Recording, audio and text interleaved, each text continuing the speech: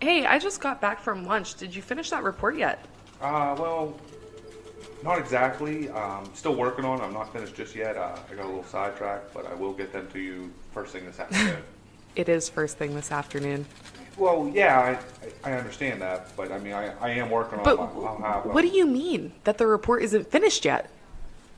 I'm still in the process of working on it. I've just been a little distracted. Distracted. Our meeting starts in an hour. I can have it. No. What were you doing? Were you listening to another hunting podcast again? I swear, I give the staff in this office the freedom to do whatever they want to do as long as they meet a deadline. That is the first bullet underneath your job description. Pays attention to detail and deadline.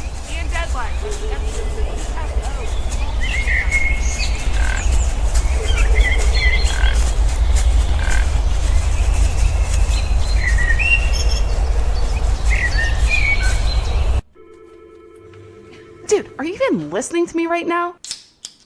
Hey guys, if you're looking for a quality bow dealership near Newcastle, Pennsylvania, look no farther than Williams Archery down in Edinburgh, PA, just minutes west of the city. They offer Hoyt, PSE, Elite, Bear, and many more brands. Go check out their bow fishing equipment or stop in for hands-on shooting lessons. Give Ron and Linda a call at 724-667-9660. We're also very excited to announce our new sponsor, Allen and Friends Custom Calls. With turkey season on everyone's mind, now is the time to order your custom-made calls from ANF. They offer V-cuts, combo cuts, and batwing cuts for all of your turkey calling needs. The best part? If you order today with our code WDP, you will pay $5 per call and receive free shipping. Order today on Instagram at ANF_custom calls or by email at ANFcustomcalls@gmail.com. Welcome to episode 29 of the Whitetail Distraction Podcast. My name's Austin, and joining me in my basement until the construction of the Rack Shack is done, Charles Headland. How you doing tonight, buddy? I like that a lot more. I'm doing well, man. What's going on? How you know, man? I was out in the Rack Shack this weekend. It is under construction. It is going to be up and coming. It's going to be a lot better. It's going to be a lot nicer. It's going to be a lot more comfortable. There's going to be more racks in the Rack Shack. Nice. You're saying ground has broke. It has broke. That is awesome. That's good news. Weather finally broke. It's a little bit warmer outside. It's not perfect yet. Right. We'll be out there soon, but it's getting a lot better. I can live with this. This is way better than negatives. This is better than below freezing. Oh, man. I mean, I'm like jumping with joy over it right now. Yeah, I'm tired of being cooped up inside. I'm sure you're tired of the editing process that comes with all the noises from a house. So every time my furnace kicks on, I want to cry. Let me put it that way. There's the furnace, there's Murphy, there's people upstairs. I mean, there's everything. Yeah, but that's, man. Hey, you got to make sacrifices, okay? We're here. We're determined to put a podcast out every week to the best of our ability. This is what we had to do. It's what we got to do. And I'm not mad about it. I'm not either. I'm having fun either way. I care less whether there's background noise and stuff. Yep. I gotta fix, but you know. Yeah, well, I'm excited to get back outside, but I'm also excited for this episode. What a transition. My man, Look at you. Oh, going into the segue game. I am, because we have on the podcast today Walter Lee from the Chasing Tails Outdoor Podcast. So this is one podcast that you know where I found them out? He did an episode with the Working Class Bow Hunter. That's where I found him out. And I said, I really like this guy. And he mentioned that he had a podcast. So I went to his podcast, started listening, and fell in love. At first, I was a little put off because I like to go all the way back to the very, very beginning. At the very, very beginning of his episodes, he talked a lot about different things like duck hunting or fishing or, just different varieties of stories besides deer hunting. And I was like, I don't know if I'm going to like this, but you start listening. Yep. The stories are incredible. The guests he has on are incredible. And I really, really fell in love with his podcast. And I'm glad that I just one day said, forget it. I'm reaching out. I messaged him over Instagram, said, hey, man, come on the podcast with a fellow accountant and fellow deer enthusiast.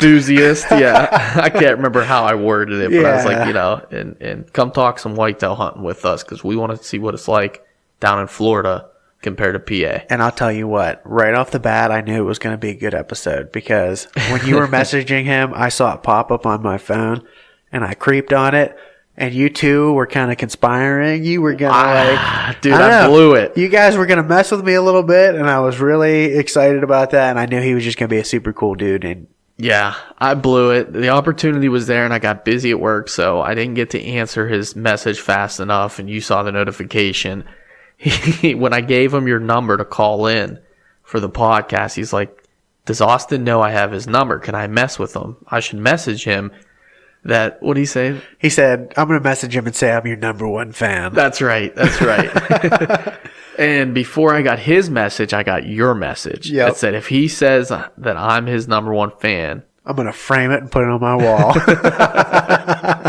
I was like, what's he talking about? And then I went, oh, damn it, I blew an opportunity. Yeah. So I had to let him know that we couldn't get that. It's all good. We clicked right off the bat. We did. On Instagram to the episode. Yeah, man. There was just so much to talk about in such a short period of time that I wish podcasts were 3-4 hours long. Absolutely. And you know what? With that, let's get right into it. Let's bring him on the line. Yep. All right. Today on the podcast, we have Walter Lee of Chasing Tails Outdoor Podcast. How you doing today, buddy? Man, any better, I couldn't stand it. Oh, nice. How's the weather down in Florida, man? Freaking hot as all get out, dude. I'm over Really? this. We've got 2 seasons here. We've got summertime and cool fronts, and that's just about all we've got down here. So Yeah. high at 82 today. Oh, nice. Yeah, I was like jumping for joy. It was 55 out today. I'm wearing shorts. It's all good. Yeah, that's I'd gladly swap with you. Matter of fact, anytime you want to send some of that cold weather down here in February and March, I'd gladly send you that 82 degrees, dude. I'm not built for it. Oh, man. Yeah, you can have all you want of those negative days, man. They get old after about 5-6 in a row. Yeah. It wears on your body, man. It aches your bones. Well, the thing is, my philosophy is this. I can put on enough clothes to stay warm in cold weather. Eventually, I get arrested for taking clothes off, trying to stay cool. So that's a good point. Yeah. Sitting up in the tree like Sam Ubel with boots and a hat on. I'll be honest with you. I've hunted in Crocs and a pair of swim trunks before from a treestand.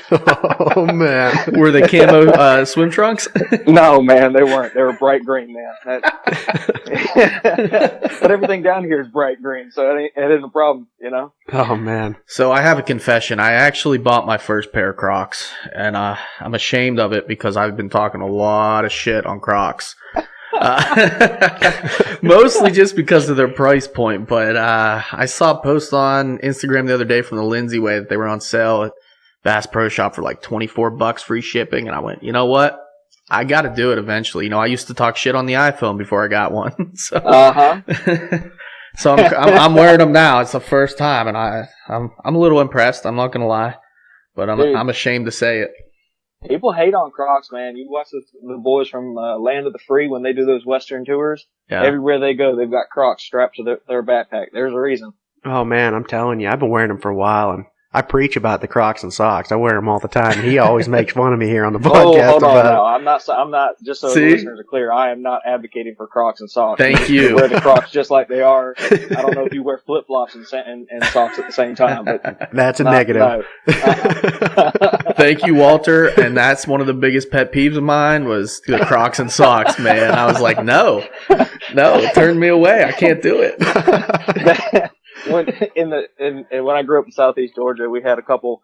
I grew up where they called it the Golden Isles, and it was in the wintertime, all the Spartina marsh grass turns golden, and that's why they're called Golden Isles. But a bunch of Ohio folk and Pennsylvania would come down, and you could always tell it was them because their legs would be dang near transparent, and they'd always be wearing Jesus slippers and like ankle high white socks.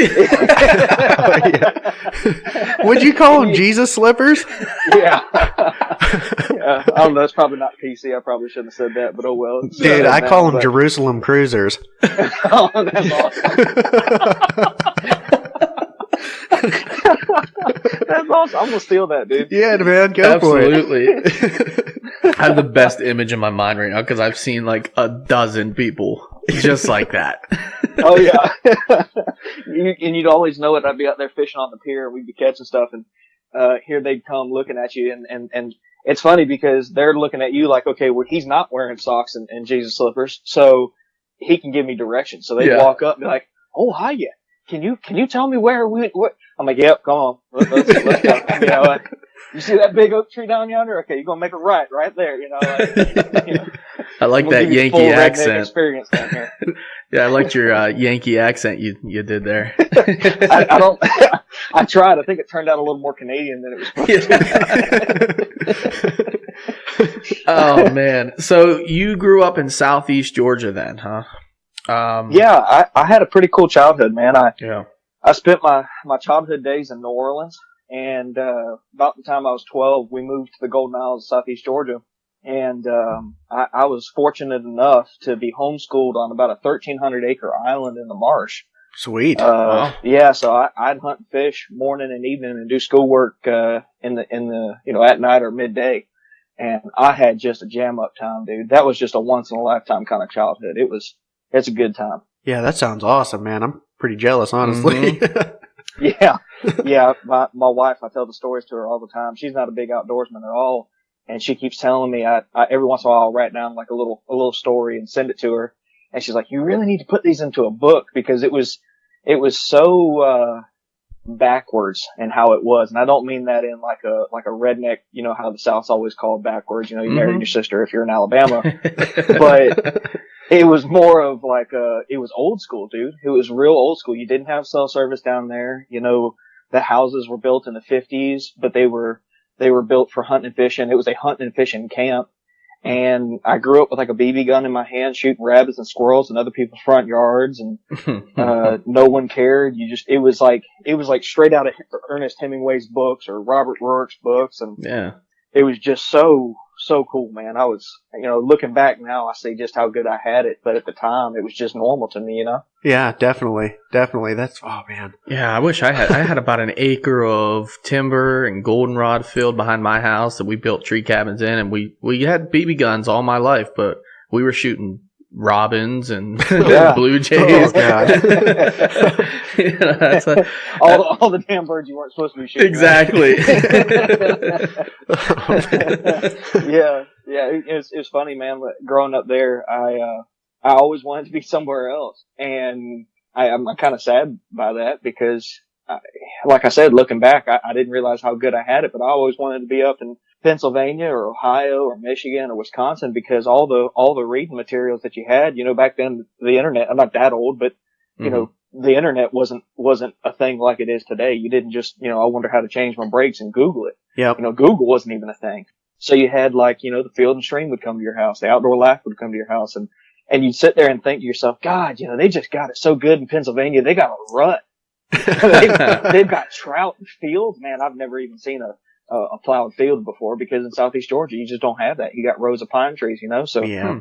I grew up wishing I was where you guys are now, and looking back, I wish I could go back and tell my 12-year-old self that, you weren't what I missing had there anything. was truly unique, you know? Yep. Enjoy it while you have it. Yeah. So. Yeah, man, that's wild. Yes, it was cool. But now you're in Florida, huh? I am. Funny enough, I grew up despising the state, and I'm born here. So, my uncles have always teased me like, "Oh, you finally went back to back to your native land, you little cracker," you know. I don't know if you know this, but Florida rednecks are called Florida crackers. It's a special breed of resilience down over here. So, I did not know that. Yeah, we use that term a little differently up here. Yeah, I know how you use it. How almost everybody else uses it. I got you. Like any old white boy's a cracker. That's right.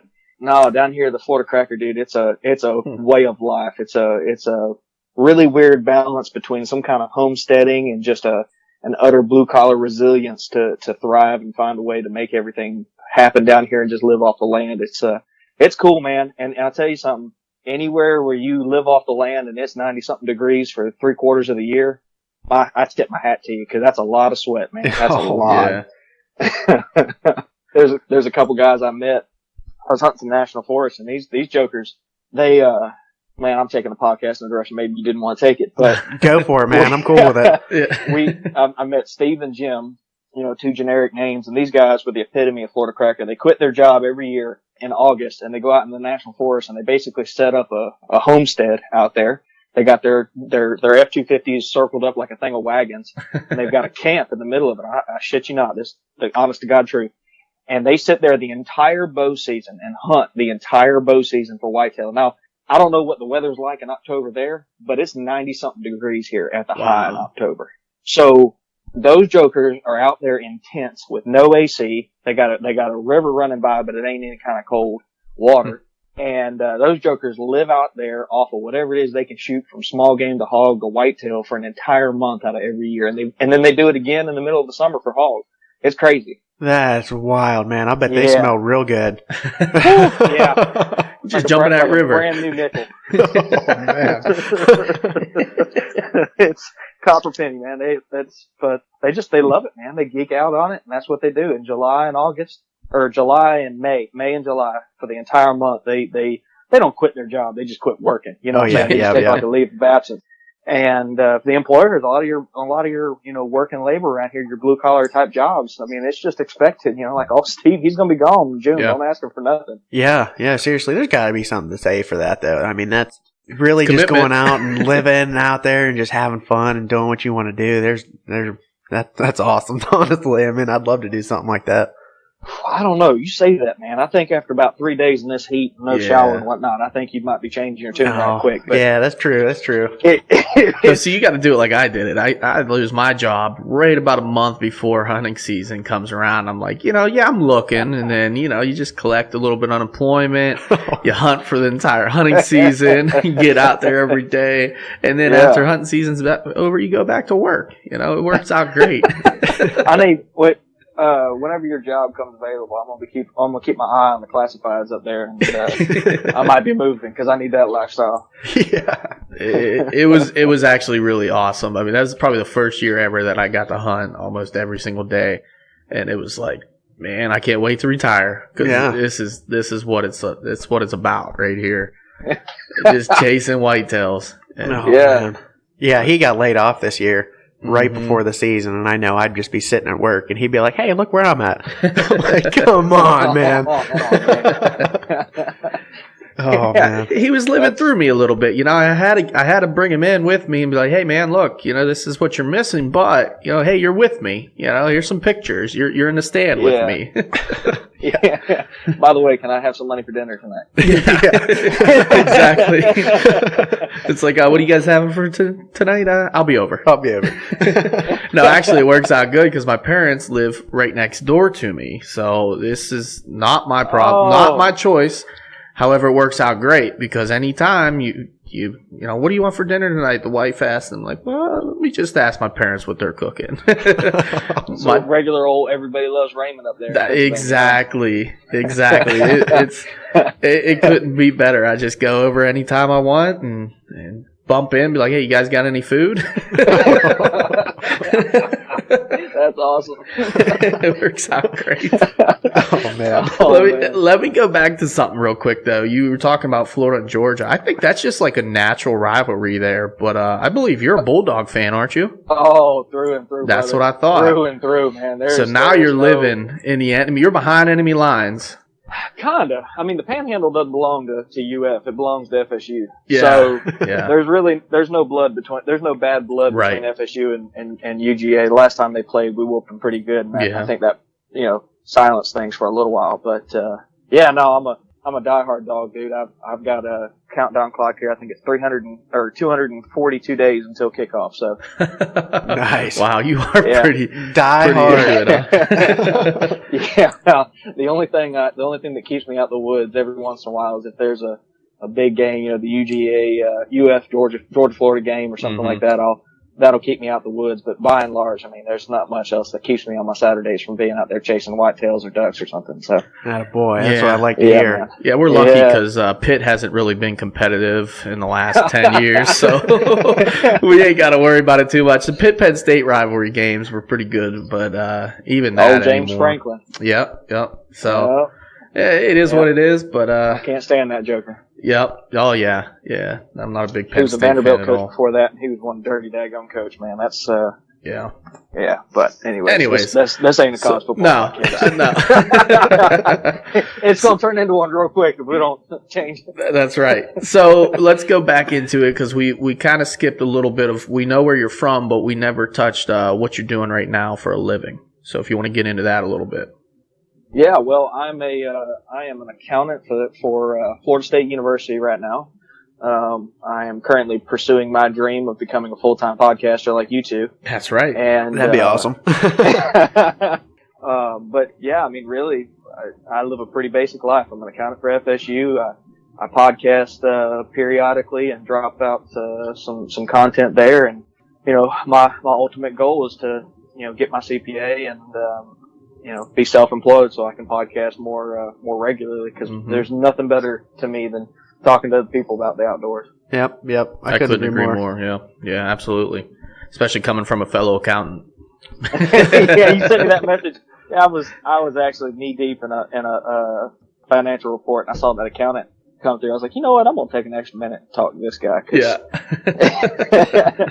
It seems like there's a trend with accountants being podcasters.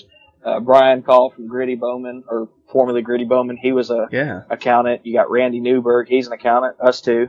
Yeah. There's something to that. There must be. I don't know what it is, but accountants love deer hunting and everything else. Maybe that's I reckon so. Yeah. I get sick of the stereotypes for accountants either. That's just messed up. Like, they don't know who we are. And I heard you said it best the other day about when someone asks you if you could count. You're an accountant and you can't count. It's like, man, I got a calculator and adding machine on my desk. I don't count anything. And like you said, you got Excel, man. That does it for you. It come right and any better than I could with that 10-digit, man. That's not. Yeah. No, I got asked in an interview one time, how good are you at math? And I said, I don't know. How good is Excel? And they didn't find it near as humorous as I did. That's their fault, not mine. Oh, man. All I can think of right now, I'm not an accountant, but, all I can think of right now is like Parks and Recs. You got the one dude on there. He's just always making accounting jokes. Like, dude, we get ripped more than any profession probably out there. Oh, yeah. It's insane. Yeah. Well, there's only one profession that gets ripped more than us, and that's actuaries. And there's a joke my accounting professor told me. He said, you know what the difference is between an accountant and an actuary? And I looked at him and I said, no. And he goes, well, the accountant will look you in the eye. The actuary looks at your feet when he talks to you. And it's so stupid, but it's true. If you ever meet an actuary, jokers do not make eye contact. They don't do social settings. So. Yeah, just non-social. Yeah, no. So how did you get into podcasting then as an accountant? Well, I'd like to think it's some grand story, but it really boils down to I was a newlywed at the time, and my wife was getting tired of hearing me talk stories, and I could see it, So I was invited to be on the Nine Finger Chronicles podcast to talk about a pretty good buck that I shot here in Florida. Good old Dan Johnson. Mm-hmm. Dan Johnson. Yep. Yeah, man. He was the second hunting podcast I ever listened to. I was stuck at work and music wasn't doing it for me. I needed some social interactions because, as I said before, accountants generally don't like to talk to you. Yeah, I can agree with that. Yeah. So I'm sitting there and I do that podcast with him, and I walked inside and said, man, this podcasting thing's kind of fun. Mm-hmm. You get to talk to people and hear their stories, and man, we all remember. If you're at least my age, you remember you meet somebody new, you find out they're a hunter, you go to the center console of your truck, you pull out this big old album you used to have, right? Mm-hmm. Little 3x5 cards, and there'll be a photo of you and your non-Sitka shirt, and it was just this camaraderie around that photo. You'd scribble little notes on the back, like weighed 95 pounds, shot with granddaddy on the farm or something. Mm-hmm. And it seemed to me like podcasting could become that again. It could create a community where people sit there around the campfire and have a conversation, share their stories. And, I bought a cheap USB mic and subscribed to Podbean and said, maybe somebody will find my stories interesting. And if they do, then fine. And if they don't, well, I'll talk your ear into this mic and have a good time either which way. Yeah. Yeah, actually, I really like your format of your podcast because it is a lot of stories and a lot of good stories. And Thank you, man. Yeah, I love it. I got hooked up on it. Austin got me into listening to podcasts, and there may be no better job than an accountant to listen to podcasts. I mean, Right. I listened probably 10, 12 hours a day during tax season. I was just at my desk on my ride to and from work, literally all day long. I was caught up with a bug like it was turkey season or middle of the rut. You know, I was just all in on them. And I go back to every podcast and I listen from the first episode all the way through and get caught up. And I can proudly say today that I am caught up on all of my podcasts that I listen to. Oh, man. Yeah. But there's more out there that I definitely need to get into. But and it was kind of the same story for us. You know, we just both looked at each other one day, and I think I was thinking it, and he said it. He's like, "You want to start a podcast?" And I said, "Man, I was actually going to ask you the same thing because it just seems like they're having so much fun." And it is. It's a blast. Yeah, man. I love it. like telling stories. I like listening to stories. I like meeting new people. I just like deer hunting in general. So, I mean, what's a better fit than talking to good deer hunters? Yeah, right. no, absolutely. And, you know, I'm kind of more of a generalist. I've got my own individual passions that I invest myself in. You know, I'm a diehard whitetail hunter, but, you know, if I see a good cold front coming through, I'm not above sliding a kayak in a lake and, you know, going after some blue wing teal or some ringnecks, you know. So for me, it was one of those things where, you know, I'm spending a lot of time when I started it, getting my master's or studying for my CPA. So I couldn't get out there very often. And podcasting kind of became a conduit for me to keep feel like I had maybe keep a pulse on the outdoors and, you know, feel like I was still a part of it, even though I only had, you know, an hour or two in the evening to talk to somebody about it. And man, there's some really fine people across this country that have got some awesome, unique stories. And the more I got into it, the more I realized that, man, those stories need to be heard and there's characters that people need to hear and learn from. And I'm just glad to be a part of the outdoor podcasting, man. Y'all do a great job too. Once you reached out, man, I went through it. I got to say that intro that y'all got, I thought something funky had happened to my earbuds, right? I'm sitting there like, what's going on? And I heard like that fade when it goes into the woods are taking over from the conversation. I was like, oh man, that's relatable. I have been there more often than I'd like to admit. Yeah, man, seriously. I appreciate that, man. We worked really hard on that, and that was kind of like the start of our podcast. We sat down one night and we were just kind of BSing. It was right after we talked about it, and we were like, let's just, you know, when you're getting chewed out at work, you're just thinking of the outdoors, and that's kind of like, it goes in like with our name, like the whitetail distraction, like we're distracted at work all the time, thinking about hunting and everything else, and it just kind of played into it, but. We can't really take credit, though. There was a lot of Busch Lights being drank that night, so I think Busch Light is to thank for that intro. Hashtag not a sponsor. Do y'all listen to KafaruCast? KafaruCast. I've listened to it a few times. Yeah, man. Yeah. My favorite part is when every once in a while they'll poke fun at the industry at their own expense and whatever they're going to talk about that day, if it's arrows or hunt or something, it's like, this podcast brought to you by Easton Archery. And they just go down this list and it's all these conflicting people. And you just know it's not true. But it's just hysterical, you know? It's I don't know. Oh man, that's a beautiful thing though. It's nice to be like light and airy and have fun. Like if I wasn't having fun doing this, I wouldn't be doing it at all. Heck no.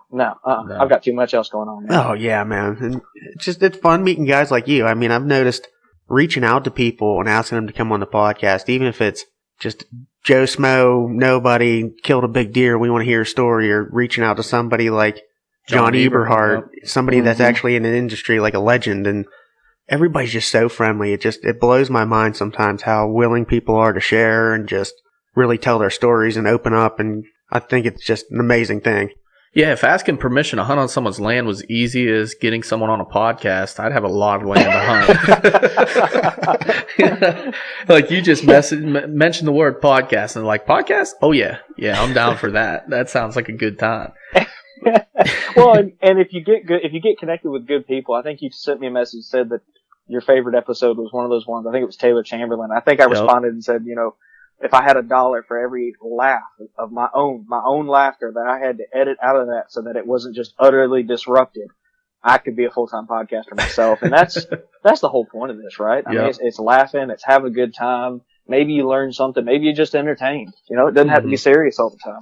Dude, I just have to like cut you off right there. When I listened to that podcast with Charles. We were driving back from the Great American Outdoor Show and he put that on. I have to thank you for the new 6-pack I have, because my abs were killing me after I was listening to that. I was crying. My cheeks hurt. My abs hurt. Everything. I was dying. That is maybe, and I said it and I mean it, that's probably my favorite all-time episode on any podcast ever. I put that on. I was the only one that had heard it at the time, and I was like, wait, you guys haven't heard the story? And I'm like, I'm not gonna ruin it. Let's put it on. Taylor Chamberlain, Chasing Tails Outdoor Podcast. You have to hear it. And if anybody is listening to this and you haven't heard it, you gotta go find it. It's the best episode by far. Yeah. I listen to that one every once in a while whenever I'm having like a really hard day and I'm thinking, God, at least I didn't have as bad a day as Taylor did that day. So, Oh my gosh. His wife hosing him off out of his big adult diaper. Oh my God.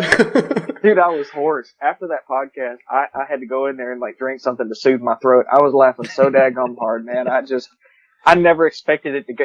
He sent me a message. I said, I want to hear about your worst, heads up. I'm going to ask you about your worst saddle hunt story.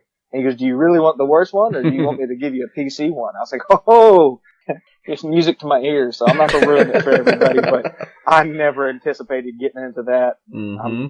I was supposed to record with him at the Saddlepalooza, and unfortunately I had something come up and I couldn't make it. And he decided to have a kid, so... He decided to have a kid. What a selfish man. Yeah, dang. Depriving everybody of another funny story. But I and Andrew are going to get together and we're going to saddle hunt. And I'm sure once y'all listen to that podcast, you'll know that whatever comes of that next episode is just going to be gut busting. The guy he just oozes hysteria. Yeah. He's incredible. Oh man, after I heard that, I actually went on and I subscribed to his channel on YouTube. And he is just a funny guy, man. It's really amazing. Is. Yeah. People tell me, like, I really enjoyed that podcast. And I tell them, look, I had nothing to do with that podcast being good. That podcast was the Taylor Chamberlain show, man. I just was lucky enough to reach out to that joker and have him come on the podcast. Yeah. Well, awesome. But at the same time, you kind of asked the right question to get it out of him. So so you got to take a little credit for it. I'll give credit where credit's due, and it's due. I appreciate it, guys. No, absolutely. But let's get into hunting a little bit. So how was your 2018 season, man? It was horrible. Oh, no. It was also probably my best year to date. Oh man. So in the Gulf of Mexico, we have these things called hurricanes, and what's that? Yeah, thanks for throwing all the rain up here after you guys get hit with the hurricane. Man, okay, look, we paid our due. I've got a video coming out that's going to land on our YouTube channel, and we go down to hunt and camp, and the utter destruction is unfathomable. It looks like, in some of these places, man, it looks like a third world country. It's just, it's unbelievable. There's still people without power, without homes down there, and it's a terrible thing. But here comes October. My season kicks off at the tail end of October, and Hurricane Michael comes up in the eye of the storm past 25 miles west of our house. Mm-hmm. And in case, anyone who's listening, thinks, okay, well, you get a bunch of them, it can't be that bad.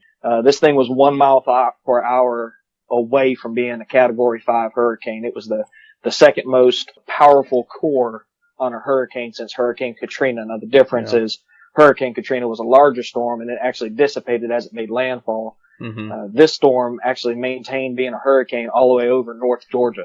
Yep. Oh, man. Yeah, that was some brutal, nasty stuff, man. It was really bad, man. It was really, really bad. There were 485 light poles on my section of the highway coming to my house. Wow. That were snapped off at the base. I don't mean snapped off halfway.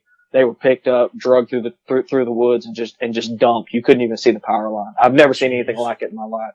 So, 2018, prior to that, I had put an entire summer's worth into studying. I had found deer beds. I had just really owned the WMAs in this area, and I had really felt like I had stacked the odds in my favor. And here comes this hurricane that displaces me for 13 days. I was 13 days without power. We had to evacuate to North Georgia, and when we came back, I had to live in the house off a generator, a fan, and the refrigerator for about 7 more days. So all your hard mass is gone. And by that, I don't mean just the acorns on the trees and the white oaks and whatnot. I'm talking the trees are gone. Yeah. Nothing looked like what it looked like a week before. And on top of that, the damage was so swift and total that FWC, Florida Wildlife Commission, they shut down all the WMAs except for one. So for the first entire month of the season, I've got a 1,300 acre WMA shared with everybody else in the region who wants to still deer hunt with no hard mass. The roads are tore up and you can't recognize the woods. It was the hardest year I did not see my first deer during daylight shooting hours until December 8th. Wow. It was unreal. Wow. It was unreal. Dude, I wouldn't even know where to start. Honestly, if that came through up here, I wouldn't even know where to start. It's one of those things where at first I was so giddy.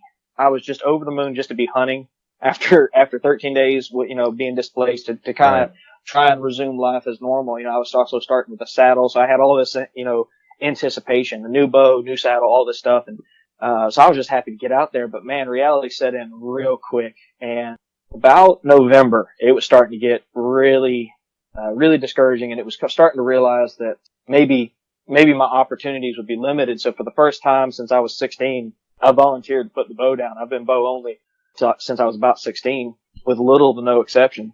And I sighted in the muzzleloader and my first hunt with the muzzleloader was just December 8th. And it was kind of cool because some of the scouting I had put in during the off season, I had found that nobody was hitting this one spot.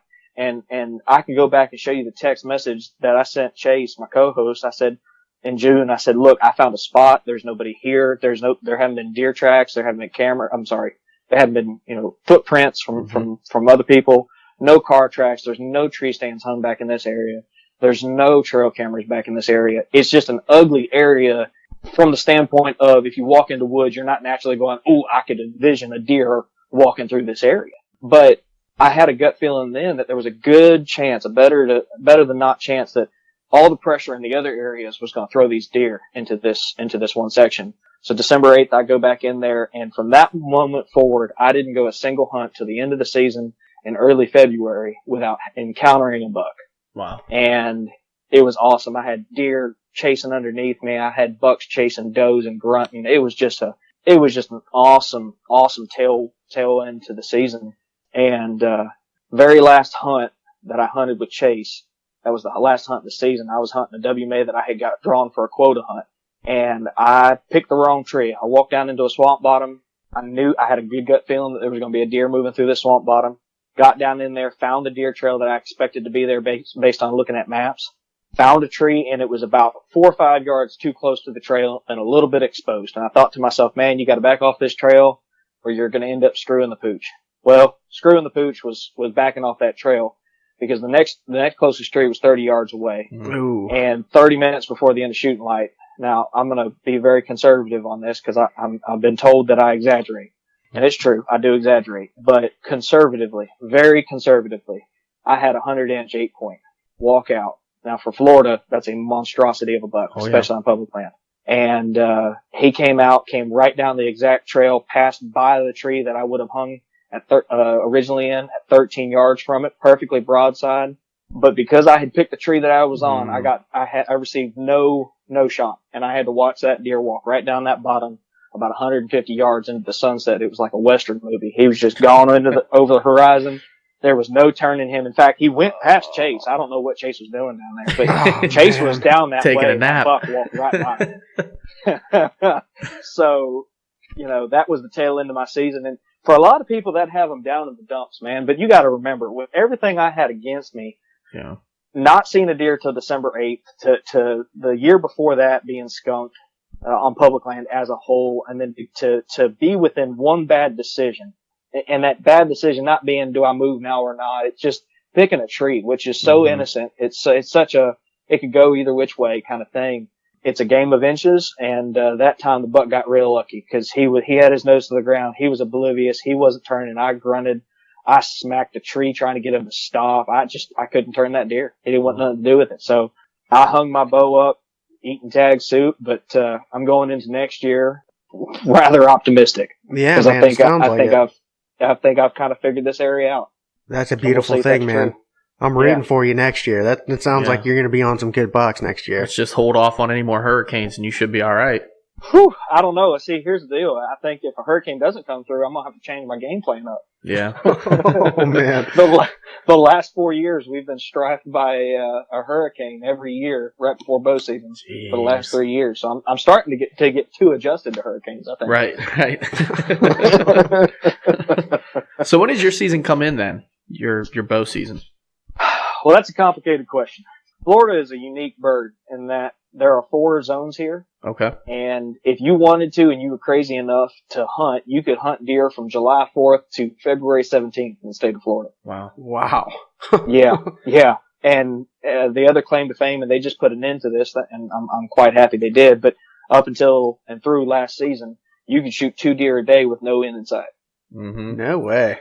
Yeah, I didn't know that. That's crazy. It's the last remnant of the old way of managing deer down here, and they're finally getting rid of it. There's a lot of pushback from a lot of different groups, but as the deer herd gets better and the hunting opportunities become what they should be here, and by that I don't mean Boone and Crockett bucks. I mean literally the deer herd is decimated in the areas here, and as that improves, I think people will shut up. They'll quit complaining. That is absolutely crazy, man. So one thing I kind of thought of when you were saying that they could shoot 2 deer a day and your season comes in July. I mean, that's absolutely crazy. But what do your bag limits and things look like? I know you said that 100-inch deer is just an absolute giant down there on public land. Well, I kind of feel like you asked 2 questions. Are you asking? I did kind of ask 2 questions. That was a little bit jumbled there. It's all right. So I'll start with the first one. There's no bag limit. There's a possession limit. Okay. And that's a very hard to enforce thing because how are you going to quantify how many deer is 4 deer when they're packaged up and put into a cooler or into your freezer? You're not required to have dates on there. You're not required to have a license on the package. So it's one of those things where, technically speaking, you should only have 4 deer in your cooler at any one point in time. But come on, guys. We all know that's not happening. I mean, It's too easy to say, well, my wife shot those 4 and my buddy who lives here part-time, he shot those other 4 deer. And, you know, some hobo dropped off those 6 deer. You know, it's too many loopholes. But to answer your question about how big a deer, the state's really weird. In some areas, a 40-inch buck would be an absolute monstrosity. Like down in South Florida, down by Miami, down by the Keys and stuff like that, dude. If you could shoot a 40 to 60-inch deer, you've done something real good for yourself, especially if he's got any kind of like standard curvature to the rack. Does that make sense? Yep, absolutely. You get up near Alachua, which is where my co-host lives, Gainesville, Florida, worst place on earth. If you get up there, you can shoot a 150-inch deer. Not every year, but they do get shot over there pretty frequently. Where I'm at, there's a very heavy fluctuation. So I'm considered the Red Hills region of Florida, and unlike the rest of Florida, we have got some slight topography here. It is not uncommon to find topographic differences somewhere between 30 or 40 feet in elevation, and that doesn't sound like a whole lot, but the rest of Florida, you measure topography by inches of water. It's flat. It's just that's just what it is. That's crazy. So because of those hills are created by, the previous ice age. It pushed a lot of nutrients in this area. You end up with the possibility of really harvesting a really good deer up here. My buddy's got one behind his house that's probably 140 something inches. But that 100-inch buck that I shot, and if I'm gonna be honest with you guys and just give you a genuine estimate, I think that buck probably went pope and young. He was a really, I've got an 84-inch buck on my wall back here behind me, and he dwarfed that thing easily, handily. Like if the two were standing side by side, there would have been no doubt in your mind which one you would have shot. That thing would have probably got me in the paper. Yeah. That's awesome. Yeah, I'm not seeking that. I probably wouldn't have told anybody about that to have done so, but I'm just saying, it would have been noteworthy. That is absolutely crazy, man. That is such a southern thing, too. I hear all the time about people that kill big deer, and you just don't ever hear about it, especially like Georgia. I've heard that a lot, and I've probably heard that from your show, actually, quite a bit. People just kill big old bucks, and you never hear about it. I mean, they don't enter them in the books, nothing. So you guys don't get the credit that you deserve in some places because nobody knows what's actually getting killed there. Yeah. It's kind of wild. But I think if you were able to tally up all the trophy, and I say that by literal definition, Pope and Young, Boone and Crockett. Right. If you tallied up all the Boone and Crockett and Pope and Young bucks that are shot in the state of Florida, and you were able to include the ones that nobody tells you about, I guarantee you people would look at Georgia differently. They'd start looking at Georgia as Kentucky and and some of those other, big buck areas. The only difference is, I think, in my opinion, Kentucky, you stand a good chance of killing a big deer in most of Kentucky. Mm-hmm. Right. In Georgia, you've got really isolated pockets that produce exceptional deer. Mm-hmm. And then the rest of them, man, if you kill something 100 inches, you're kind of back to that Florida standard. If you kill something about 100 inches, you started doing good again. But yeah, the boys down here, they loose lips sink ships. Yeah. And we just don't talk. Yeah. I don't know. It's pretty free and willing to give up some information. Whenever people kill them around here, you see them all over the place. All over the place. They're spread all over social media and everything. Mm-hmm. Mm-hmm. It's kind of crazy. It's eye opening because I had no clue that there were that many big deer getting killed in Pennsylvania. But over the last couple years, just being part of Facebook groups or seeing it on Instagram, couple pages we follow, man, there are some big old bucks getting killed around here. Yeah. But we have such a high deer density too, and we also have that common knowledge. Everybody knows Pennsylvania, the Orange Army comes out, and it's just millions and millions of hunters all over the place, just like Wisconsin, just like Minnesota and New York and all those good states. Yeah. But at the same point, I mean, they put in an antler restriction law years and years ago, and that had a lot of pushback. Similar to what you're talking about in Florida, had a lot of pushback. Nobody wanted these antler restrictions. Well, look what it's done. I mean, I know when I was a kid, if you saw anything with an antler on its head, you were shooting every bullet in your gun at it. And I remember little spikes, little 4 points. You just unload at those kind of deer because you didn't see them very often. Yep. And since the point restriction and growing up and doing a lot more archery hunting throughout the years, man, I've seen some really good deer up here. Yep. Probably ones that have pushed 150. Oh yeah. And some big old buck. And I've missed them. If I shot and killed every deer that I had ever shot at, I'd have an impressive wall, I'll tell you that much.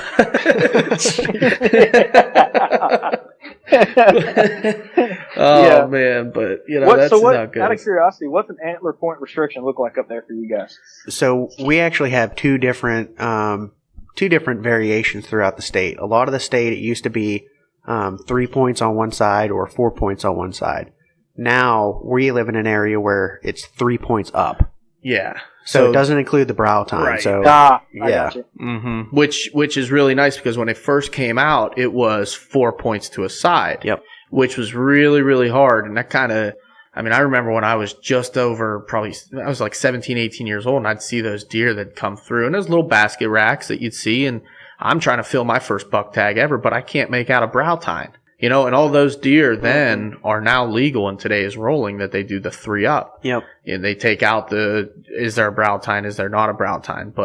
And then the majority of the rest of the state, I would say, or not majority, but good portion, like the northern part where we have our hunting camps and stuff, it's just 3 to a side. So you can count the brow tine. Any 3 points. But it's done a wonder. It has. It definitely has. But I don't know. Well, let's get into a different topic here, man. I'm still along the lines of deer hunting. I'm just super curious. You're down there in Florida. It's hotter than all bejesus down there. How are you sitting out in your stand in those like crazy hot days, just like trying to stay cool and actually seeing deer movement? Are you asking how I cope?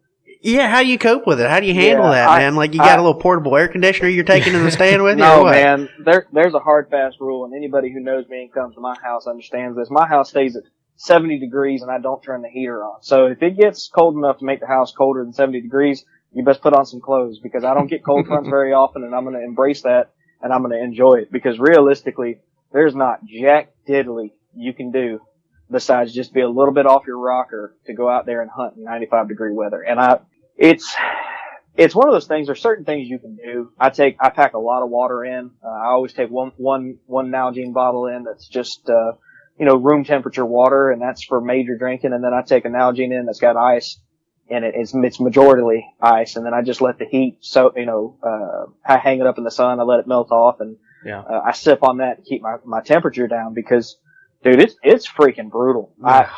The last 4 years, my season opener, the high that day, this is not the real feel, the high that day was 94, 96, 97, and something else real similar to that. And that's the heat index, you got, seems like 1,000 humidity Oh, factor yeah. going on, man. Oh yeah. It's like you're wearing a 110 to blanket. 115, huh? That humidity, it's like wearing a blanket. It's Oh, insane. it just hits you in the face, man. It's like you open your door and it's like someone's breathing right there in your Yeah. face. It's just disgusting. Oh man. But you know, I wear swim trunks a lot. Like I said earlier, I wear swim trunks a lot to keep cool. Leafy suits are your friend, but you got to be kind of crazy. That is absolutely wild. I know around here, usually our opening day, I mean, it might be high 70s, low 80s, and that's brutally hot. Yeah, and we hate it. We hate it. I mean, you don't see deer move. I mean, it's it makes for an interesting time. And, that makes me wonder, too. You're out there in swim trunks. I know there's mosquitoes out the wazoo down there. I can only imagine you're probably getting tore up.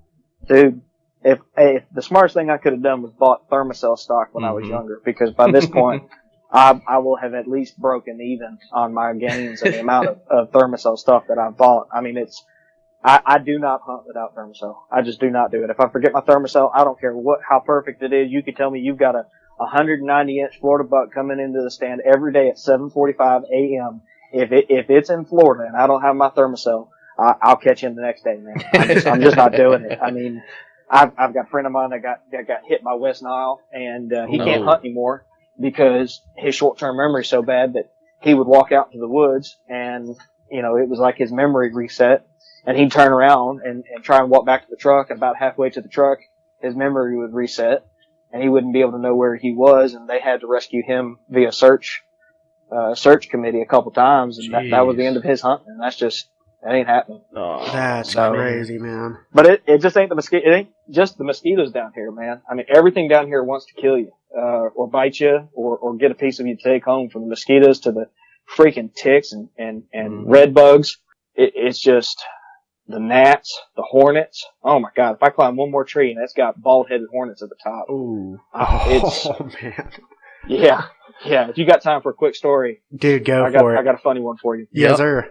What's the fastest you've ever gotten down out of a hang-on tree stand? I'm probably assuming not as fast as you have. I guarantee you, I set a record that day, my friend. I am not advising this to anybody right now to do this. My father has fallen from a tree stand, but I can tell you right now, that's the fastest I have ever descended without a harness in my entire life. I was one day, it was in Georgia swamp bottoming. I had this perfect area picked out. I hung my hang-on stand in August. Season kicks off in early September there. I walked back in there all slow as can be, early in the morning, guys. I'm talking like 3:45, taking my time. Oh, just creeping back in there. I'm a whole, I like it to set, the woods to set and sit still for like 2 hours before it's shooting light. That's just me. I'm sure I'll get hate mail for saying that again, but it's just what I do. No, I'm okay with that, man. Yeah. And I want to cool off anyways. I don't want to get there and have, water running off my face, dripping fine, but we're running. Come on. But I get back in there and sun's coming up. You can hear turkeys over there, and it's kind of cool. It's like 83 degrees, it's 6:45, and I'm sitting there, man, this is going to happen today. I'm amped. You know that feeling, guys. All of a sudden, I hear this flicker. I'm like, I wonder what that noise was. That was weird. It sounded like a bug. It's probably a cicada. That's what it was. It was a cicada. So I'm sitting there, and all of a sudden, my right leg starts itching. I feel like there's something crawling on me. Well, I cut on my headlamp, and there's something moving on my right thigh. I'm like, daggone, I wonder what that is. So I cut it from the little dim red light to the bright 200 lumen something or another, and it lights up my legs, and I have got bald-headed hornets all over my legs trying to figure out what I am. Oh my God. And at that point, I look underneath my seat, and those jokers had made a nest up underneath my seat, and I had climbed up there at 3:45, and they didn't budge until it got close to shooting light. Yeah. Okay, now, man. Here's two other key details. When I was a child, I got into a bad hornet's nest, and ever since then, up until recently, I have had a horrifying phobia of anything that stings you and flies, okay? And I'm deathly afraid of heights. I think about getting to about 10 feet off the ground, and my feet start sweating, okay? You are in the worst case scenario right now. I am there, gentlemen. I am there. This is the worst thing you could be. This is I your grabbed hell. that pine tree trunk. I slung myself around the other side where the ladder wasn't. And I literally bear hug slid that thing all the way to the bottom, tore the sleeves off my shirt, went running through the woods, all the while my buddy's up on the hill watching this happen. down in the swamp bottom, and he sees me shedding clothes as I'm running through the swamp, man. Oh, man. He's watching me through his binoculars, laughing. He said, my first thought was Walter's got to go to the bathroom, and then I thought, man, he's running really fast for a long ways to go to the bathroom. When he meets me up at the top of the hill, I'm sitting there just utterly drenched in sweat. I'm sitting there in my boxer briefs. Every article of clothing's gone. We never found my socks. I don't know where those went. Every article of clothing is gone. I'm stung all the high hell. Those things have chased me up the hill. But yeah, I've had a heck of a lot of run-ins with hornet nests up in trees, dude. It's absurd. Dude, that is horrifying. Yeah. I can't even imagine. I don't even know think if I've I'd ever climb shared that down. story with anybody right there. That's an exclusive. That is amazing, dude. Honestly, I don't think I'd have been able to climb out of the tree. I think I'd have fell out of the damn thing. Yeah. You know, Well, it just that's kind of what I did. I'm not gonna lie to you. It was a controlled landing, as my dad would have said it. You know, it was I should have hurt myself, is what I should have done. I should have hurt myself in that process, but I got lucky. You needed one of those tree stand wingmans. Dude, did you The see? kind that controls you slowly on the way Yeah, down. you jump out. Oh, Yeah. I'd have been lit up even worse, man. I would have cut that thing off and fell the rest of the way. oh my gosh, that is absolutely crazy. And you know it what? was horrifying. I'm horrified of bees, to be honest with you. I got into That's a what it nest was. when I was a young kid, and I Yep. got tore up, man. And now, anytime bees come around me, I freak out. It's just. I'm the same tag going. Man. I can control it now with deep breathing exercises. But when I was 7, I stepped through a floorboard in a barn, and there was a bee's nest under there, and I went down into the bee's nest. Oh. And my cousins at the time thought it'd be funny to shut the door, and I was trying to get out. And from that point on, I was just warped, man. I was just utterly warped. So Oh Yeah. man, I hope you beat the crap out of that guy. no. I didn't. I was just sobbing, man. They were significantly larger. But yeah, there it is. Bald-headed Wow. hornets. How to evade them from a tree stand 101. Oh man, now I'm really I would lucky that I never- don't use permanent sets. That's what I mean. I would never, ever again not do a run and gun set because there's no Oh, way. yeah. I don't It want to get in a definitely cured. permanent set anymore now that you mention that Nope. because we have the same thing, probably the same type of hornet, like a white-faced hornet, we call them. And they will build nests. I've seen them on tree stands, like on the platforms and stuff. And if I ever climbed into one of those, I know how nasty those jokers are. Man, I don't know what I'd do. I stepped into a grounds bee's nest this past summer when I was trimming some hedges for a lady, and they chased me the whole way down the street, stung me, I think, 22 times. And it was the same type scenario like you said. You know, I was feeling something on my legs. Like I stepped directly into their nest in the ground. That's awesome. Yeah. And next thing you know, my right leg just felt like it was on fire. And I went, what? And I looked down and there were bees all over me. And I'm running down the street and I'm slapping at them because they chase you and they keep stinging you. And the neighbors are watching me from out their windows. And I'm running. And you just look like a crazy person playing karate. I'm jumping up, That's an internet slapping. sensation right there. Look at this kid go. And then I stop about 40, 50 yards away, and then boom, boom, boom, they hit me 3 times on the back, and I'm like, oh, jeez, and I run, and I jump in the truck, close the door, put up the windows, there's one in with me, I'm fighting it.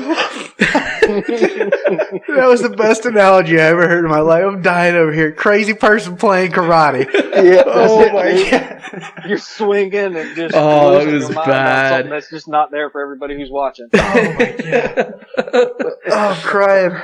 Oh, man. Shit. Oh man, well I just derailed that, didn't I? Oh, that was beautiful. I'm cool with it, man. That's perfect. Yeah. But I don't think I've ever thought, hey, I want to go hunt Florida, and now I definitely don't ever want to hunt Florida. So thank you for that. Hey, my pleasure. My pleasure. It's one less person I got to contend with. That's right. Well, that was actually the next thing I wanted to touch on was because you guys see a lot of pressure like we do up here on your public lands, and maybe even a little more. I don't know. It's tough to say, but why don't you get into a little bit of how you combat with the pressure on public land and what you do to kind of stay away from people or keep your cool, because I know you're a little hot-headed whenever you run in. And specifically, there's a turkey story behind that, I believe, as well. So, but we'll go with deer season to start. Oh man, you may have to tickle my memory as to the turkey story. I can't remember which one you're talking about, but I'm sure you're right. Yeah. I'm a hothead as a whole. So if you tell me that I told a story about being hot-headed, it's just probably, oh, I know which one you're talking about. Yeah. Okay. Yeah. So this is an interesting thing. It's funny you bring it up because I've been doing a lot of evaluating of the pressure here lately. Because the funny thing is, and this is what triggered all of it. I've been studying license sales as a whole, and as a percentage of the population, hunting licenses are decreasing. You can pull that information from from the National Archives, and I started looking. I was like, well, I wonder per population how many hunters are here versus other states that have high pressure. And remarkably, we have got one of the lowest populations, factoring in population density. Mm-hmm. We've got one of the lowest populations of hunters, considering we cover 21 million square miles. So it was this interesting because I've been, complaining. Is swearing allowed on this podcast? Do I need to keep Oh yeah, you're fine, man. Okay, all right. So I've been bitching a lot about the hunting pressure in this area, and I think I've narrowed it down to a couple key things. We have a lot of public land that's open to dog hunting, and there's nothing wrong with dog hunting. Dog hunters are fine folks. I used to have a poor opinion of them, and I've spoken to some and recognized that I had made a very terrible decision based on interactions with few about the whole. But the problem is the vast majority of our public land here is available to dog hunters. Mm-hmm. And during any kind of still season, it's very hard to try and hunt places where a pack of dogs could be chasing, a deer or hog through. So you have to hunt these real isolated, smaller, chunks of still hunt only land. And to further complicate that, a lot of those places are only available Friday, Saturday, Sunday of the week. Mm-hmm. And on top of that, a lot of the time, it's quota hunt only. So if you don't draw a tag, or if you can only hunt during the week, you're pretty much SOL unless you want to go try and hunt with the dog hunters, which, like I said before, no dog hunters send me any hate mail. It is what it is. They're just the two of them aren't really compatible at the same time. Yeah, Mm-hmm. that makes total sense. Yeah, it does. It does. And it's fine. I see the benefit to both of it because a lot of the national forests around here that you can hunt, it's rows and rows and rows of pine trees with little to no defining features. And the ability to get a deer within bow range is kind of absurd to begin with. Probably the best way to hunt those areas would be with a dog. Okay. Right. And it's kind of cool too, man. Hearing those hounds off in the distance, as long as you're not worried about them, trespass or anything like that. It's kind of cool early in the morning. One of the things I do is on top of all the things that bite and scratch and want a piece of you, I go right into those places. People are lazy. Even here, even with all these consistent temperatures and people choosing to hunt here, they are lazy. They take the path of least resistance 99 times. And if it looks like there could be a snake, these people around here have got the biggest phobias when it comes to snakes. And I don't blame them. Everything down here is poisonous, or venomous, rather. But if it looks like there could be a water moccasin, those jokers, they just write it off.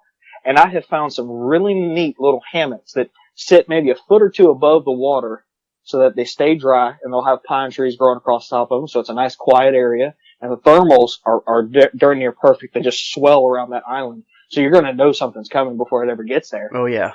If you're willing to walk 30 or 40 yards through what looks like a swampy hell, you can find these great spots that are just loaded with deer sign, and no one wants to fool with them. And on top of that, what I found is most people like to get in the stand. They're scared of the dark. I am firmly convinced everybody across the board is scared of the dark. It's just how much are you scared of the dark? And down here, people like to get in the stand 15 minutes before shooting light. They do not like to be in the stand early. So what I do is I play the dependability of the areas I know people can get to easily and they're going to want to hunt. And I go back in those swamp bottoms where it's not pretty, where it's not fun, where my shooting lanes might not be perfect and I might not be able to see more than 30, 40 yards. I get off one of those trails. I get in there early. And a lot of times what I'm finding, and I figured this out about, like I said, end of November, early December, those hunters come in, push those deer down into those bottoms. And if you're back in there early enough, your ground scent either disappears or it's aged enough that the deer don't recognize it as an immediate threat. And they just keep coming right on past you, man. Mm-hmm. They keep coming right on past you and you've got your pick. Now, it's kind of, I've not been able to identify a big buck bed versus a small buck bed. So, I have these encounters. Sometimes they're close, sometimes they're at a distance, sometimes they're big, sometimes they're small. But man, there at the end of November, I just had this recipe that was just working every single hunt. That's beautiful, man. That's genius. Yeah. Yeah. It was really nice. So, I'll be trying that again in early bow season to see if it was a time of year phenomenon, if it was a lack of hard mass, try and further refine my understanding of that area and why that was. But I have a feeling it had more to do with human pressure than anything. Yeah, that's what it sounds like, honestly. That was a really smart tactic on your behalf, and I think that's really going to pay off for you in the future. And I think it works to your benefit, too, that they come in so late, because then when the deer they kick up, by the time they get by you, it's almost daylight shooting time. So that actually works out to your benefit as well. Oh, yeah. That's awesome. Yeah, and then they get down early. I mean, geez, they get there, they sit there, it feels like 4 hours to them, I guess. And they get down at 9 o'clock. Dude, I used to sit till about 9 o'clock, and then I'd get down and come home. And one day I'm sitting out there, I'm like, man, I'll bet you I'm about to start seeing deer because I know people are getting down right now. Yep. So I sat still a little bit longer. And here comes a whole new wave of deer. Maybe deer that had bedded in between us and them, and they're getting down, bumped them, or, they bedded down in an area that was, away from the stand, and as they were leaving the area, they bumped them, and that deer said, "Oh, human pressure, I'm going where there aren't humans." And dude, it was almost like clockwork. I would have deer come by 30 minutes after shooting light. I'd have deer come by 30 minutes after 8:45. It was incredible. Yeah. That we kind of play on that a little bit too in our rifle season, because there's so many people that do the same thing. They'll come in right before daylight or right after daylight breaks, and they'll push deer all around. And then right around lunchtime, I swear, if you can just pack a little lunch with you and hang out around lunchtime, you see more deer moving right in that period, because everyone gets up, they start moving around, and they just start pushing deer around. And it's literally like dog hunting, but with people around here. I mean, they do. There's waves of people, and they just push deer. I love seeing people in rifle season. Now, it's bittersweet because it's like they have high-powered rifles in their hands, and they're every 80 yards. But at the same time, when the deer start getting moving, because otherwise they'll just hang out and deer won't move. But when you get people up and moving, I love seeing them in rifle, and I hate running into people in archery season. We hunt the Allegheny National Forest up here, and it is, 80,000 acres. 80,000 acres, yep. Across most of the northern part of our state. And we can get up in there, and I still find a way to find people up there somehow. Yep. It's like you just can't get rid of them altogether. But it's a nice area. Like I said, I don't mind it in rifle season, but when archery comes around, man, it's troublesome. Yeah, it can be. Our national forest here, we're lucky. Look, we've got a boatload of public land. I think it's been a while since I looked at the hard numbers, but I think last time I pulled it up, I think I've got like 2.5 million acres of public land within an hour and a half of my house or something like that. That's some serious land, man. Well, it is, but then you got to remember a lot of that is just really difficult to hunt because it's rows and rows of pine trees and palmettos. Yep, right. So it's one of those things where they're so it's like you get all the way back in there, right? You're in there in the summertime, and there's nobody out there being crazy because they've already got it figured out. You're the guy trying to learn the land. So you're back in there, and there's no sign. You're like, oh, this is it. This is great. I found this persimmon tree way out there in the middle of BFE, and I'm going to be right here come opening morning. And you pull up, and there's 7 other trucks, and everybody's hustling back there to that persimmon tree. It's like, okay, well, scratch, you're still the new guy, But to me, I geek out on that. Yeah. I'm an athlete mentally. I'm a hobbit physically, but I'm an athlete mentally. And to me, I'm just going to outwork you, man. I'm going to be out there this spring. I'm going to be out there this summer in the 100-degree temps and bugs biting and snakes crawling and gators. And I'm going to figure it out. And I'm slowly finding spots that even the diehards around here, they're not willing to do it. Whether it's they found an easier way to do it or what, I don't care. As long as I'm in the tree by myself, I'm going to do it. You're an animal, man. I'll give you an A for effort, 100%. Yeah, and I'm pretty sure people are afraid of the dark because everyone else probably has climbed the stand once or twice and ran into some hornets at the top of their stand, and then same situation as you, and they don't do it anymore. Yeah. Well, it's going to be real hard to do it in the saddle moving forward. That's going to be... Yeah, that's awesome. Yeah. So, but no, it's fun, man. I was really feeling sorry for myself the last couple of years, and by living in Florida, I don't really want to be here, and sorry, I don't know if y'all can hear that. My neighbor's firing up his Harley, but I thought it was a lawnmower. No, it's pretty. It's a nice. It's it's got I might go ask him if I can ride shotgun on that joker. But I got feeling sorry for myself. Oh, I don't live out there in Pennsylvania. Oh, I don't live out there in Illinois. God, I can't kill these big deer. Then I had a dude sit me down, and he's like, "Man, you can hunt for 7 months out of the dadgum year. You can hunt deer, turkey, duck. Really good duck hunting for the South. It's really daggum good duck hunting. Got 2 different species of turkey. There's a chance we're going to get our bear hunt back. That dove hunting is off the chain here. You got a bunch of public land, not a whole lot of hunters. That's just the hunting side of things. Then you got world class Gulf of Mexico saltwater fishing. Yep. From all your deep sea stuff to your inshore stuff. I'm looking at a kayak from a guy I was talking to him today. He went out yesterday for 2 hours, caught 3 inshore grand slams. For the listeners who don't know what that is, that's a trounder, a flout, and a redfish. He did that in 2 hours. And then you can turn around. I live off of one of the best bass fishing lakes in all of the Southeast. I got 3 of the world-class bass lakes within a 2-hour drive of my house. It's trophy managed for specs. I can keep going, but I think I've made my point at this point. It's a sportsman's paradise minus the weather. Yeah. And I just need to embrace that while I'm here, because eventually one day I'm going to be gone. And this is going to turn into where I was when I was a child, looking back, thinking, dadgummit, you had it pretty freaking good. You didn't even realize it. Dang, so I'm going to embrace it and maybe earn some skin cancer and, do. Lord, actually, I hope that doesn't happen. I shouldn't have said that. Yeah, but, yeah, come on. It's a risk. Of course. Now, you got me rethinking hunting Florida. I don't know. I might come down there and how close are you to, like, Osceola's? About an hour and a half. That's not too bad. No, I'll be hunting. My co-host lives in Osceola, the country down there in that hellhole I told you about. And he's got hybrids over there that are absolutely gorgeous. Easterns and Osceolas combined. Ooh. Yeah. That sounds nice. I don't know of any other state that you get a sunburn while deer hunting. It doesn't happen here, man. You're either windburnt, maybe. Oh, yeah, windburnt, maybe. Yeah. Hypothermia. yeah. Like I said, more clothes, guys. More clothes. But I'll tell you, and I do agree with that. I've always said that myself. You can put more clothes on and get warmer than you can to try to get cold, and I hate it. And how much wool do y'all have? See, Austin's big on the wool. Dude, I'm telling you, that's a game changer. If you can't respect wool and its benefits for temperature regulation and insulation, you need to get back on the YouTube. You need to get yourself right. Get right with the hunting gods, because wool is God's gift to the deer hunter. Dude, I'm a big fan of merino wool. Oh man, merino base layers and merino socks have changed my game completely. My God, darn tough socks, baby. One purchase and they're good for life. I mean, they're just. It's incredible. Its ability to hold the right amount of heat and then just dump all the excess, man. It's incredible. And for all your listeners, here's a life hack. Don't buy hunting wool. I have yet to find any hunting wool that compares to the ski wool that you can get on clearance this time of year and in the next couple months. You can get insane deals on Icebreaker, Smart Wool, and yes, it's not going to be in your favorite camo pattern, but you're going to get it. It's going to be less darn cheap.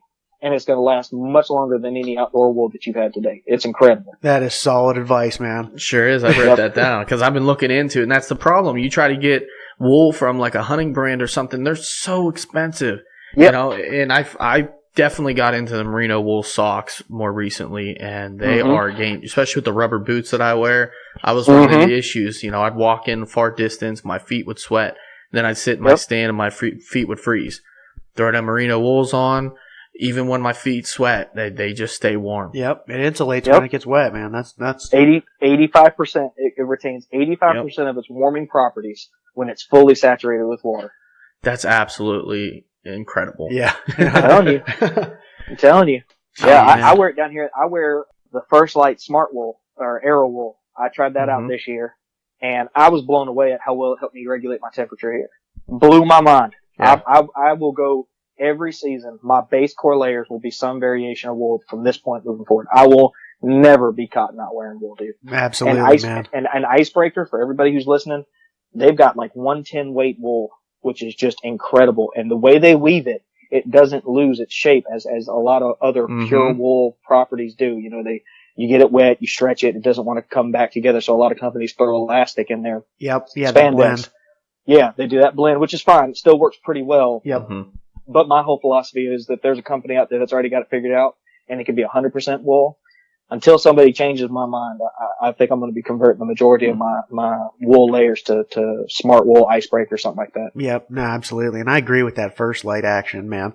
I'm rocking those 230 weight, and it's just... Oh, they're nice, aren't they? Oh, man, First Light's awesome. I don't like the price tag on it, but it's good stuff, man. Yep. Yeah, definitely. It is. That's interesting you said that, because I had cheap hand-me-down wool when I was a kid and base layers that I wore all the time, and I just remember those things just stretching out and just being unwearable after so long. And I still have them to this date, but I will never wear them. You know, and they were warm, they were nice, but you know, they were scratchy and they just kind of but it was cheap wool. It wasn't a fine grade. Yeah, it was cheap hand-me-down stuff. Yeah, you know, but it worked. It did the job during rifle season when I needed a layer. You know, but I've moved on from there. If y'all got an REI nearby, that's the best place to get wool on clearance. In a retail store, I have gotten, I think I've got 6 pieces of wool, all varying lengths and weights and whatnot. I bet you I've not paid more than $45 for any single piece. Yeah, that's good. That's a really good deal. I mean, yeah, and I'm just saying that to just so your listeners know. Oh well, wool's expensive, man. There are plenty of wool options out there if you catch it on clearance. Because the ski season for a lot of people is starting to wind up now, which means this is the time to be buying wool specifically. Yep. Jump on that stuff because it'll change your life, dude. Definitely. I couldn't agree more. That's such solid advice, man. I'm in. So I've already brought enough negative topics up. I won't bring your turkey struggles up, but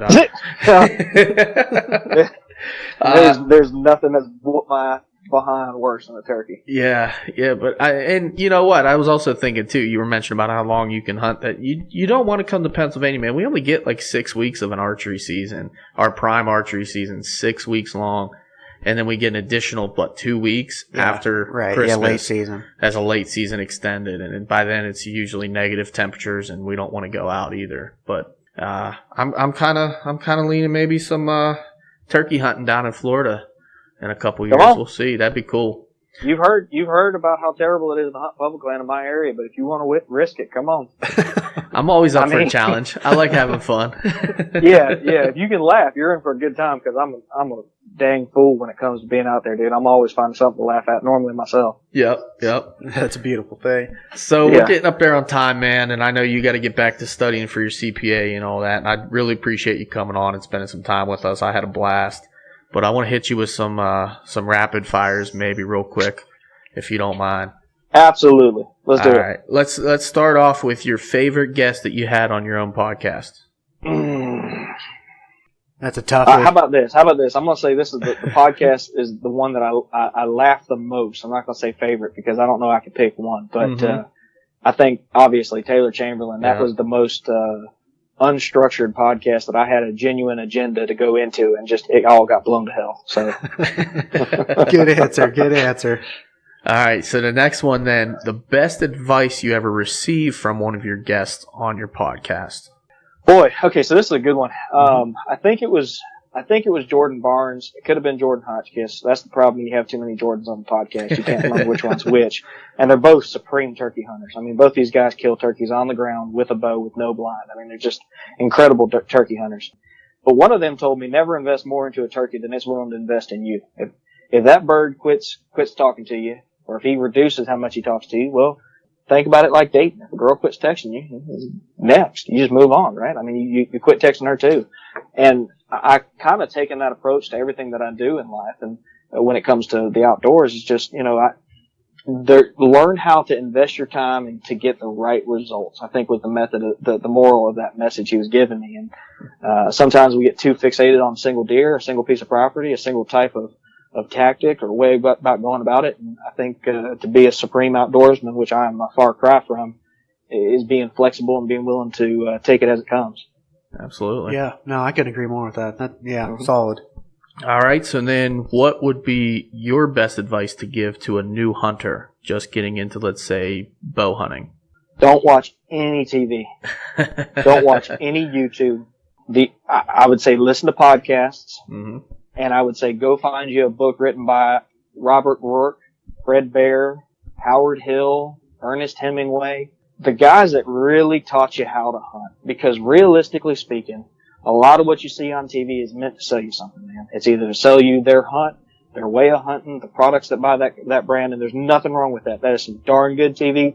It's great entertainment, but you're not learning anything about hunting. Now, I'm going to actually add a qualifier to this and say the one exception to that is you can go to the hunting public and watch it on YouTube, learn just God's information from them gentlemen. Couldn't agree more. Yeah, just don't look at any mainstream media. Just read some books, read the old Field Stream magazines, the old ones, and just enjoy being out there and set small, easily obtainable goals. Nice. Great advice. Appreciate that. Yeah. So lastly then, what is your favorite hunting tradition? You know, up here we have big traditions like the first day of rifle season. We go up to camp, you know, we'll camp out, have a hunting camp up there for the weekend, and then first day of rifle is a huge tradition for us. But I don't know if you have anything similar to that or something that you've created your own tradition over the last few years. Yeah, no, this is interesting, man. You got me with that for a moment, and then it came to me just as quick as I thought I was caught off guard. I haven't done this in years, but it used to be squirrel camp used to be a big tradition in my family. And the reason it's not now is because it's kind of a father-son kind of thing in the family, and my father and I aren't on that level anymore. So I imagine once I have kids, I'll probably get back to this. But man, it was the funnest daggone thing. I grew up in New Orleans, and we had that property over there in southeast Georgia, and we would pick about a 4 or 5 day window at the end of February, which was the only predictable cold weather time in southeast Georgia you could have, and that would always coincide with the tail end of the small game season. So we would go over there, and we would stay in this old rickety hunting camp. And, it had central heating, but the walls weren't insulated, so you could feel the breeze coming through the windows at the same time. And we'd have these northeasters come through, and the winds would just come across the marsh and hammer those window panes. And I just remember thinking back to those times and thinking about, the smell of the wood fire in the center of the room. And we'd go out there and chase squirrels. And that's all we did, squirrels and rabbits, man.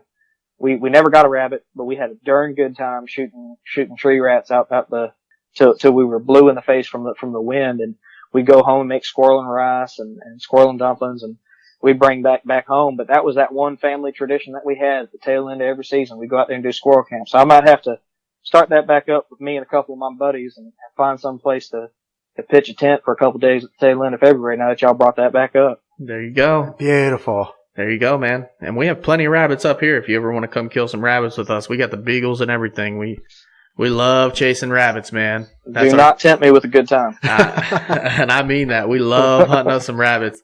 It's just another thing at that time of year that there's not much else going on, and we just love to chase them. There's nothing better, like you said, that hound, that barking from the hounds. And, yep, I love it. I just got myself a beagle pup probably a couple months ago now, and I can't wait. Can't wait till next season. It's going to be awesome. Gonna be a blast. Well, let me ask y'all this. Let me turn the tables here briefly. Yeah, sure.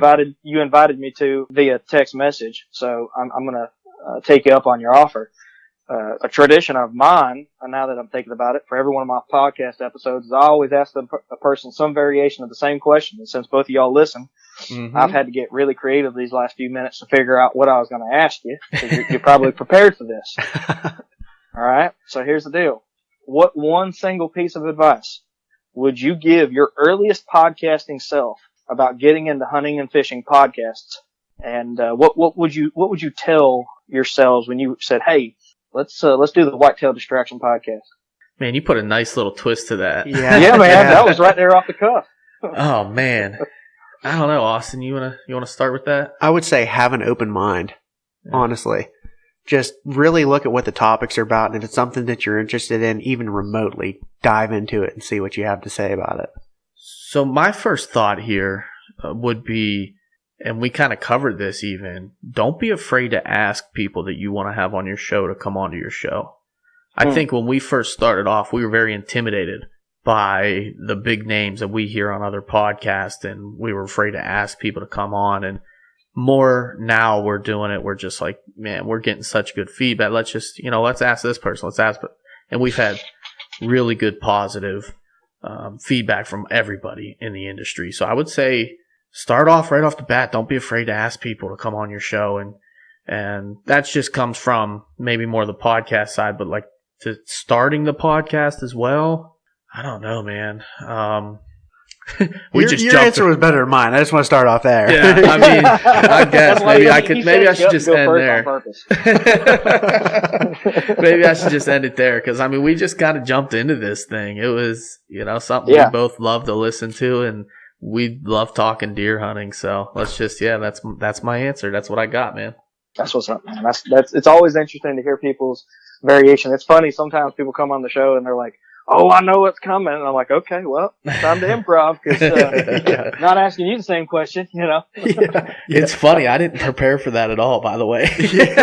No, did I genuinely catch y'all off guard? You caught me off guard. I love it. Hot damn, that was my goal, man. That's listen, gentlemen, I have had an utter blast. I would love to do this with you at any time. If y'all wanted to dive into more specific Southern Whitetail podcast topics one day, I'd be glad to get with Chase and have the two of us on there and talk, because there's a lot of interesting things that go into how to kill a big deer, and he's killed a boatload of them. Yeah. Oh man, I'm gonna take you up on that. Yeah, I really appreciate that. Absolutely. We'd love to have you back on. All right, man. Thanks a lot. Before we let you go, why don't you let people know where to find you? Because one thing that probably spell wrong is the name of your podcast. So why don't you get into where they can find you? No, yeah, man, I appreciate it. Listen, guys, so Chasing Tails Outdoors, it's a little play on that. Chasing Tails, Tales, haha, right?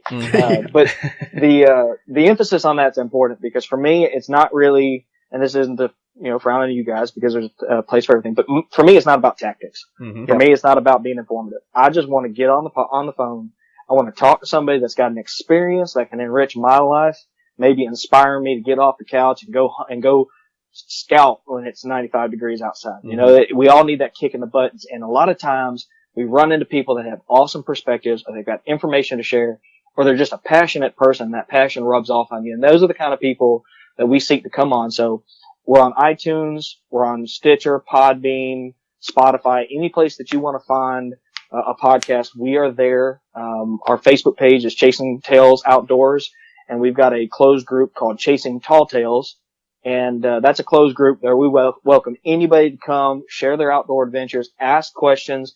And the whole point of that group is just to have a campfire setting where everybody's kicked back with their boots up on a burn bin, just hanging out, swapping stories. And if you can be a decent person and contribute some good perspective to that group, we'd love to have you. That's awesome, man. Dude, Absolutely awesome. That's kind of where we based our whole podcast around, is just get on there and bring campfire type stories to people, you know? Yeah. So. Yeah. And you've had some fantastic episodes, some fantastic guests, man. I appreciate that. I'm thrilled that you reached out. So then I now know about y'all's podcast. I'm subscribed. I've left y'all a rating and a review, and y'all got me. You're the man. I love it, man. Yeah, I really appreciate that. Yeah, that's awesome. Absolutely. Yeah, Dude, Walter Lee, he is the man. Walter Lee's a good dude. I'll tell you what.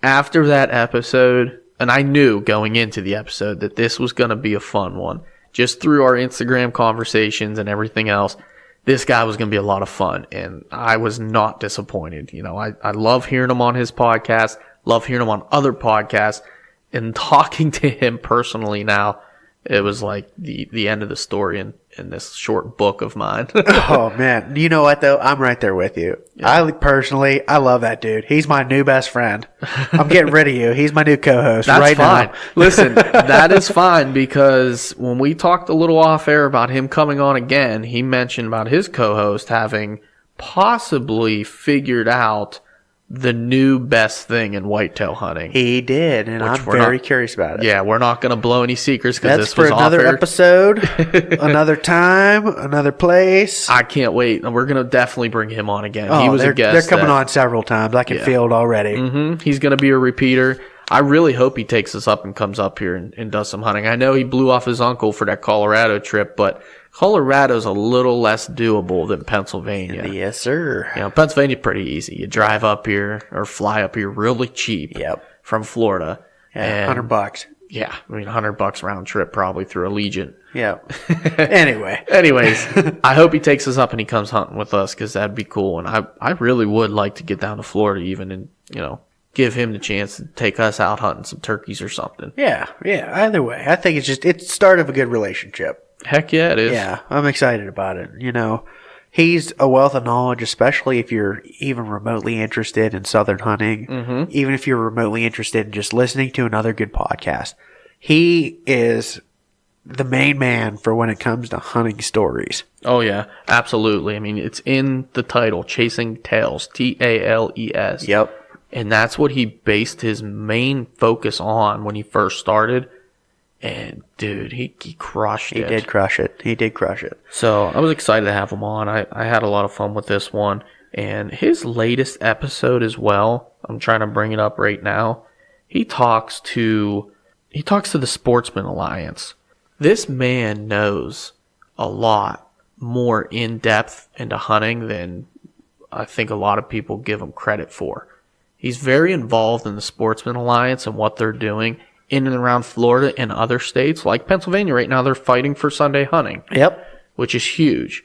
If you want to be more knowledgeable to the outdoors or the hunting, I don't know what you want to call it. Lifestyle. The lifestyle, sure. You need to go listen to that episode because that episode was very good and I enjoyed that very much driving to work the other day listening to it. Yep, it was a good episode. I concur. What was that again? Sportsman's Alliance? Yeah, it was Sportsman Alliance Legislation Action Alert was the title of the podcast. It posted March 5th. I can dig that. Speaking of alliances, me, you, and all of our listeners can have a little bit of an alliance. If they go out there and they give us a 5-star review on iTunes, we'll have an alliance by reciprocating and giving them a high five whenever we see them. Very smooth, sir. Very smooth. I can dig that, right? Right? And let's not forget, guys, we do have shirts and hats for sale still. Get a hold of us any way possible. We will ship you out a hat or shirt. We want to see you in our gear taking pictures over top of a buck of a lifetime or, fish you caught in the summer. Anything. We want to see you out there with our gear on. So totally agree. You can always reach out to us on Instagram, Facebook. Leave us a comment on YouTube. You can leave us a comment or give us a like or anything on Go Wild, the app as well. It's a really cool platform and I really enjoy it. Other than that, let's wrap it up, man. Let's wrap it up, man. I had a lot of fun. I did too. The distraction is real. The distraction is real. Walter Lee, put it in there. The distraction's real. Hey, man, the distraction's real.